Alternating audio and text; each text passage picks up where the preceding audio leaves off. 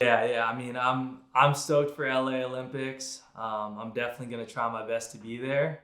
I definitely plan to be there, and I think it helps having the extra motivation that it is in Southern California, where I've lived for so long, and where where skateboarding really thrives, and it's SoCal living. I think Paris was a good example of a contest where I was going into with trying not to put too much pressure on myself, because that's really how I felt skating my first Olympics in Tokyo. And I really felt a lot of pressure within that I put on myself and obviously from everyone else. And it was the first time ever that we're skating for our country, which to me is something that means a lot to me and something that's totally new to skateboarding. It's really not easy to handle pressure as a skateboarder because you're not in the flow of things like you would be in like a team sport. It's all on you, especially in a moment like that in a contest where you're dropping in to land one single trick in a high pressure moment, and you have so much time to run so many things through your mind.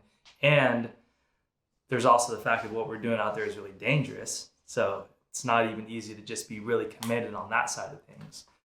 Move it this way. Move it that way. No, keep your head still. Move the board a little bit. There we go. So after Tokyo not going how I wanted it to, I tried to go into Paris just more with an open mind and just like, let's see how it goes. Really did my best to prepare and practice as much as possible.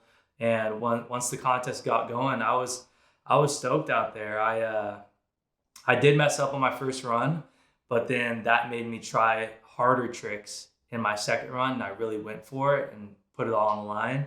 Ended up working out, so I was really, really hyped on landing that run. Skateboarding didn't need to be in the Olympics. In my eyes, skateboarding is more of a lifestyle than it is a sport, more of a way of life, because like the way that I go throughout my daily life, the way that I spend most time on my board, and even what I would call as practice isn't, going out there and training in my skate park every day. It's going out and having fun with my buddies, skating around different spots around the city, challenging myself, learning new tricks, filming video parts. And that to me is always going to be the most true and the most important side of skateboarding. And then big moments like the Olympics is just a plus on top of that. Yeah, I think the global growth of skateboarding is something I have noticed grow a lot since the Olympics. For example, in places like Japan and China, like there wasn't that many skate fans out there, but now we've had some contests out there the past few years, and I notice it grow more and more every year. Like there's more fans coming out every time. Speaking of skateboarding,